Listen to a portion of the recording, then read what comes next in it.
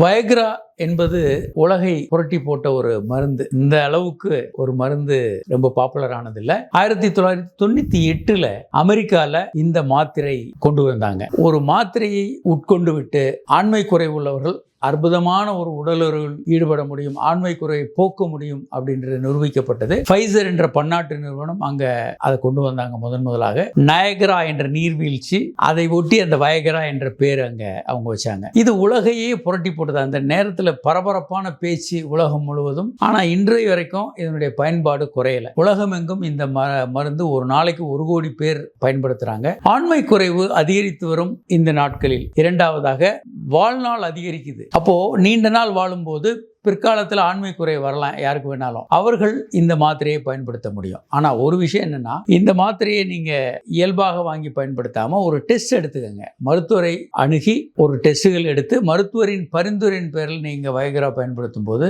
மிகுந்த பலனளிக்கும். வாழ்நாள் முழுவதும் நீங்க அற்புதமான செக்ஸை கொண்டு போக முடியும்.